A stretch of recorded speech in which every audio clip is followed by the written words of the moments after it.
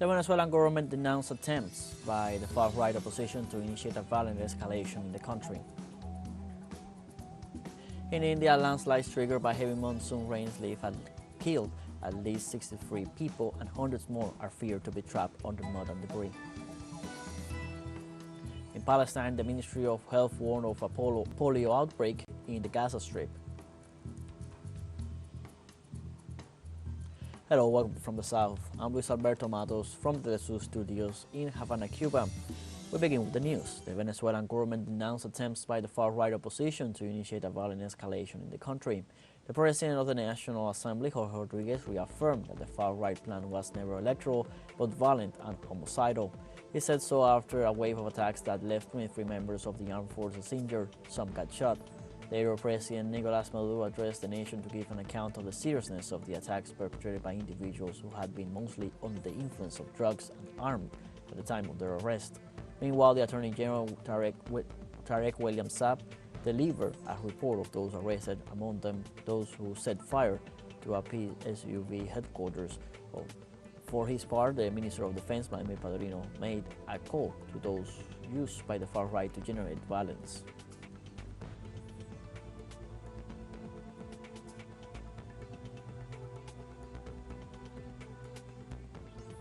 The Venezuelan Minister of Defense, Vladimir Padrino Lopez, highlighted the conviction of the people of Venezuela with peace while denouncing the attempts of the far right to carry out a coup d'etat against the constitutional President Nicolas Maduro. From the headquarters of the Ministry of Defense, Padrino Lopez addressed the nation and emphasized that the violent acts promoted by the extreme right go against the democratic expression of the people of Venezuela at the ballot box on Sunday, July 28th. The Minister of Defense denounced the attempted coup d'etat and assured that the President of Venezuela, Nicolas Maduro, together with the people and the democratic institutions, are carrying out actions to stop the destabilizing attempts.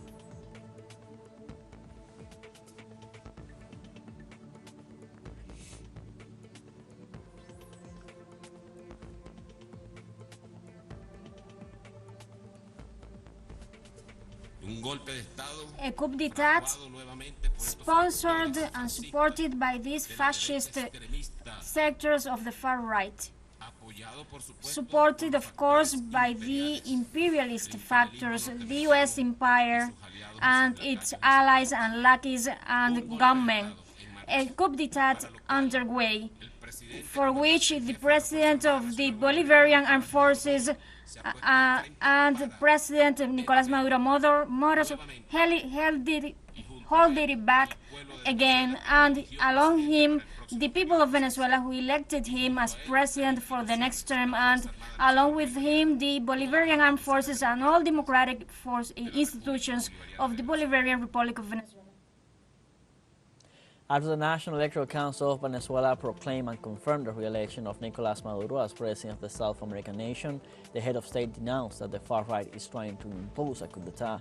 After Sunday's victory, President Maduro arrived at the headquarters of the National Electoral Council to be proclaimed constitutional president for 2025-2031 term.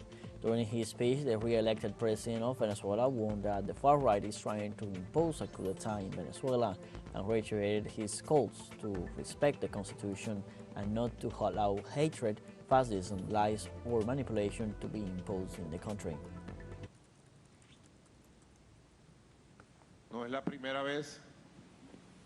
It is not the first time that we are facing what we are facing today. They are trying to impose in Venezuela a coup d'etat again, of a fascist and counter-revolutionary nature. I could call it a kind of Guaido 2.0. As history says no.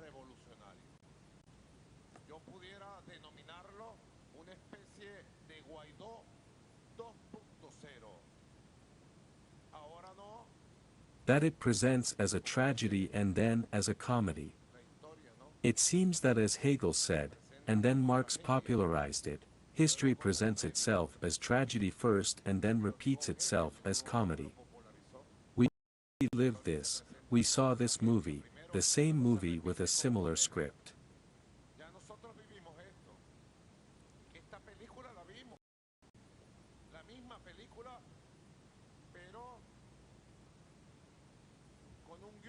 The protagonists are the same, on one side the people who want peace, democracy, prosperity, progress, and on the other side, elites full of hate with a counter-revolutionary and fascist project tied to the United States empire.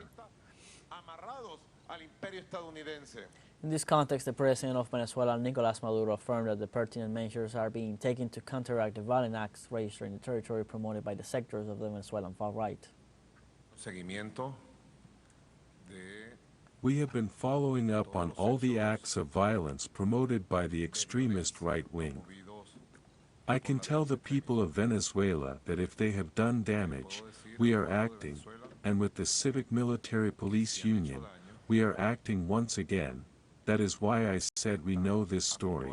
We are acting once again.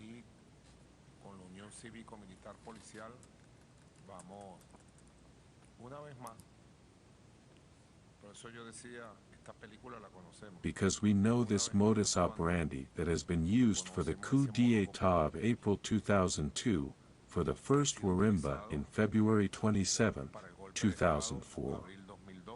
For the violent actions called by Capriles one day after the presidential elections of April 14 and all those subsequent weeks,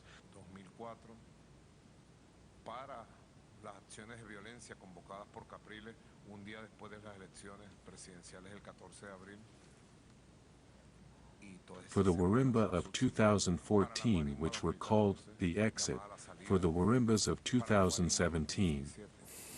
I have said it throughout this pilgrimage in more than 30 cities. They are hate, revenge, violence.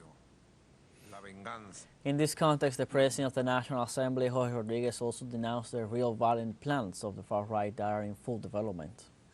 We summoned to all our people to great marches tomorrow at 2 o'clock from Petare to Miraflores, from Cate to Miraflores, from La Bella to Miraflores, from El Valle to Miraflores, to celebrate this victory, but also to defend peace of the Republic. This time, we will not allow that, and they will not achieve it. And of course, with all the forces of the revolutionary people of Venezuela for marches in their cities, in their states. In other news, in the midst of a series of official activities for national holidays and a message to the nation that has been highly criticized, the marches against Dina Boluarte continue, and 1 year and 7 months after she was appointed president, demands for her resignation continue, as well as the closing of Congress and punishment for those responsible for the more than 50 people killed during protests. One of the main announcements made by Dina Boluarte in her long message to the nation has been the salary increase for police and military, despite the repression, the people killed, and the investigations against these institutions.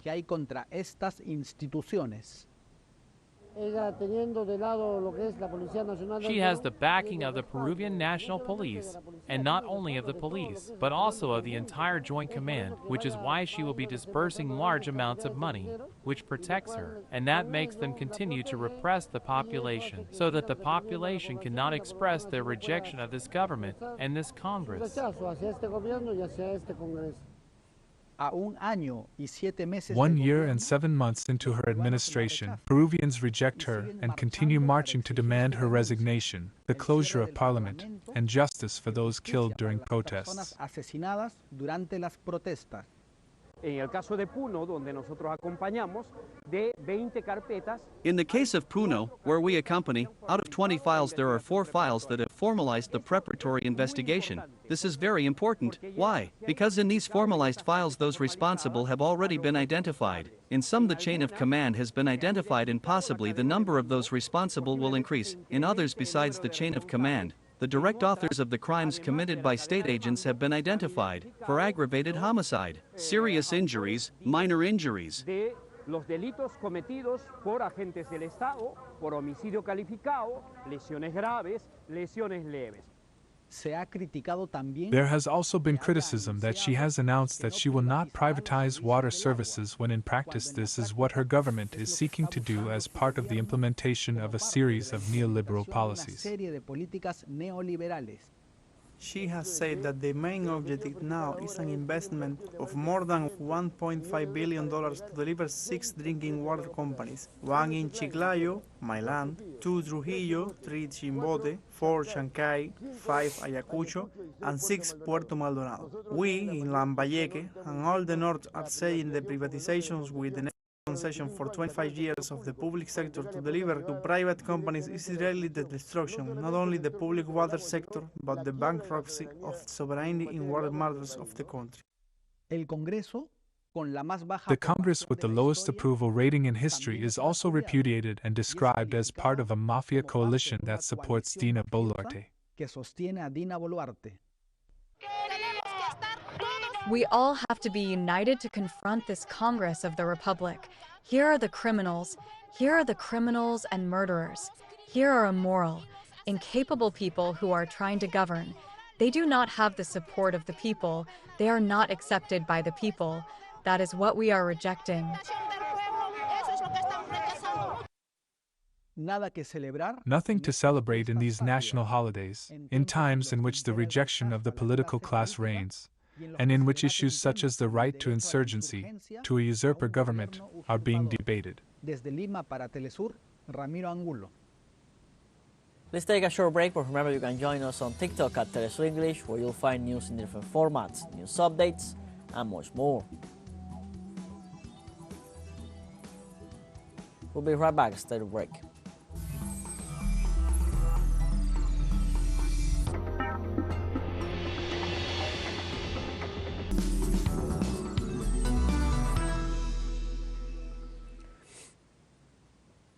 Welcome back. Mexico's President-elect Claudia Sheinbaum met with the fathers and mothers of the 43 missing students from Ayotzinapa. She pledged to continue the investigation of the case until justice is obtained. We're now interrupting our programming. We are going live to Caracas. Jorge Rodriguez, the President of the National Assembly, is providing a statement. Let's listen. Let's explain the following. In the governments of the countries that I have mentioned acted in a disrespectful manner, in an illegal manner, contrary to the international right, contrary to any Pacific bilateral coexistence, contrary to the principles of the United Nations, contrary to the principles that have been expressed during the years of relations. It's an act of interference. Any government can accredit, any foreign government can validate the right that a free and sovereign election of the citizens of our country. It turns out that if a candidate wins or another one wins, no government, no matter how powerful it is, could impose Venezuela who wins the elections or not. Because legitimacy and sovereignty of our country lies in the people who, on July 28th, attended the polls, went to the polls. So that's what they are trying to serve of the Lima Group 2.0. We are going to defeat you again. We are going to defeat you again.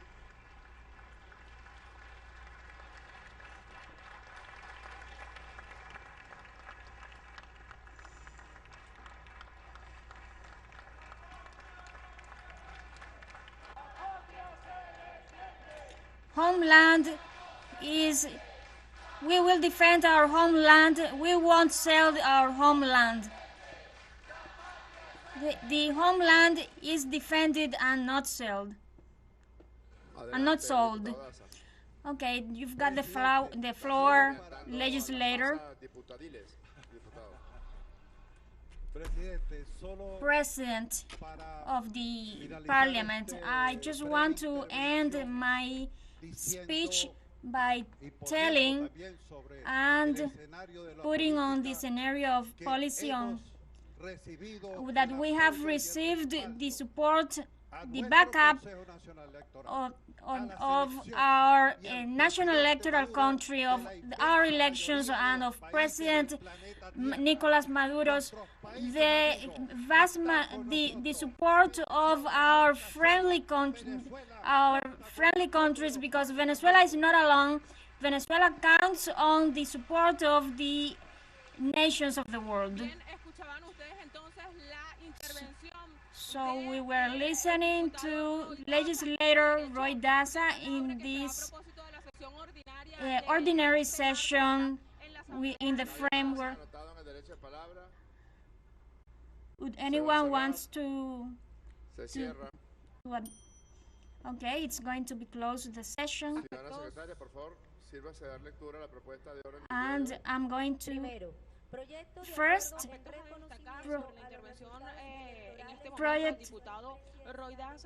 So Roy Daza has said that Venezuela didn't accept any interference from any government, and that he considers disrespectful the manner in which some governments have addressed the elections of not recognizing Maduro as president, and he stressed the support of most of the countries of the world on the election of the president-elect Nicolas Maduro. It has been a peaceful session.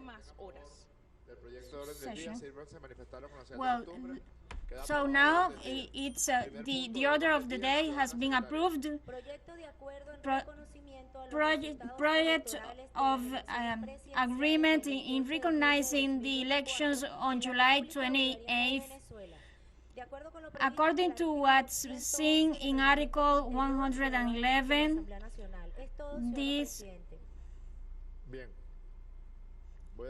Okay, that's it. So I've got the floor to legislator Grecia. Well, we recall that this is the ordinary session of the National Assembly, and there have been two issues on the day.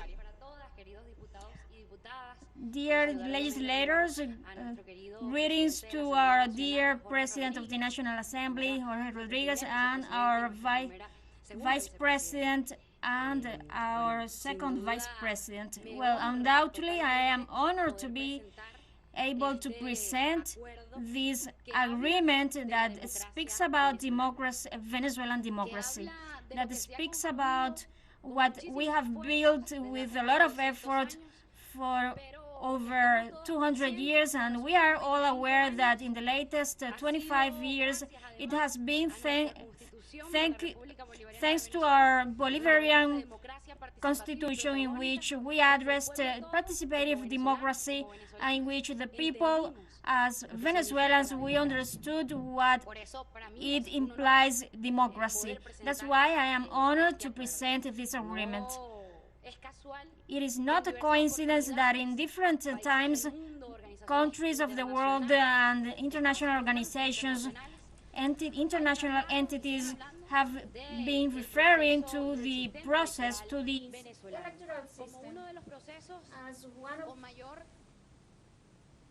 We're watching live from Caracas. The National Assembly of Venezuela was holding a session, ordinary session, as they are addressing the recognition of the electoral process held on July 28th. We are going to continue with other news. We are returning. We are going back to the National Assembly as it holds an ordinary session. Let's go back to Caracas. And I want to thank our electoral system for that big effort, to all those members of polling stations, to all operators of the electoral system, to all to the Bolivarian Armed Forces, to the Republic Plan, because undoubtedly this Sunday on July 28th, it triumphed again democracy. It triumphed the will of the Venezuelan people to raise their voices through ballots. And likewise, as democracy triumphs, it has triumphed triumphed peace, and he has been elected President Nicolás Maduro Moros in the 2025-2030 first term. Guarantee of peace, guarantee of stability. Nicolás Maduro Moros, President of the Bolivarian Republic of Venezuela. As Venezuelan youth, we feel very excited with the guarantee of the future that today Venezuela has, because because these are the open doors for the 2050. Our sons, our daughters continue to talk about democracy, continue to talk about participation, and even from the communities, from the communes, from all participation spaces, from all education sectors, our youth, our youngsters could raise their voices, because today they are learning about democracy. Thank you very much, people of Venezuela, to demonstrate this democratic stance. And as Venezuelans, we continue being a country free, sovereign, independent, and in that here in 2024 we aspire, we hope for a better country, for a developed country, and continue generating peaceful actions. And as our greatest liberator said, guaranteeing the most of joy, most of political stability for all the Venezuelan people. It has been an election that it has shaken the Venezuelan people of joy, and not only the whole world has been observing our elections of what happened on July 28th. And here in Venezuela we have over 900 international observers from different countries, from different organizations and parties. We have come here to watch our electoral process, our electoral system, our democratic process that continues to be more steadfast and more solid. And we want to thank all those international observers for accompanying us and for being protagonists of this key moment for the history of our country. Unfortunately, today we have to denounce, as the Venezuelan people and as youngsters, the attempt of some media outlets, and especially of social media, of destabilizing, of creating manipulative information, of creating actions that attempt against the peace and stability of our country. As the Venezuelan people, we have to be on alert. We have to be guarantors of that our information be the truthful information, be the on-time information. And one part of the opposition, part of the far-right opposition, that, by the way, in 2004 lost, in 2005 lost, and in 2006 lost, and in 2008 lost, in 2009 lost. So the far right has been losing all over these years. And who expected, and they always said that are fraud elections, and so so that's the same movie repeated. As the Venezuelan people, we continue supporting with a lot of strength all this process, all this democratic process, and the will of the people that has been resounding on this July 28th. Today we have a president-elect of the Bolivarian Republic of Venezuela, Nicolás Maduro Moros, and I call your authorization for reading the proposal of agreement on this National Assembly, and this will be issued on today to demonstrate the whole world the strength of the Venezuelan people, that ahead of any difficulties we are raising our voices through ballots. Agreement on recognition of the elections on July 28th,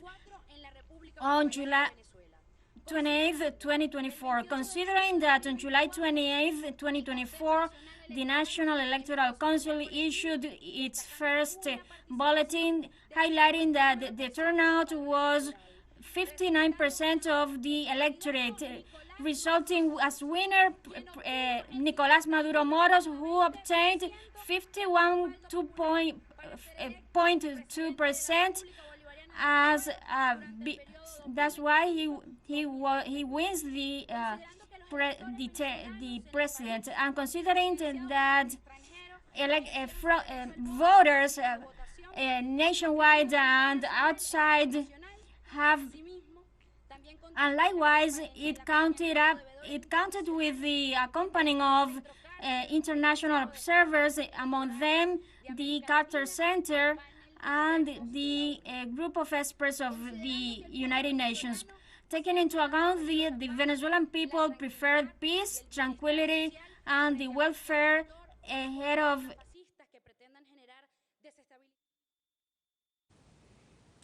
We were watching live images as the National Assembly of Venezuela was holding an ordinary session addressing the situation in the country after the electoral day and how they vowed to defend democracy in the country and to uphold the results, the will expressed by the people on the ballot box on Sunday, July 28th. For now, we have come to the end of this news brief. You can find these and many other stories on our website at teleSUR English. Join us on social media, Facebook, X, Instagram, Telegram, and TikTok. For teleSUR English, I'm Luis Alberto Matos. Thank you for watching.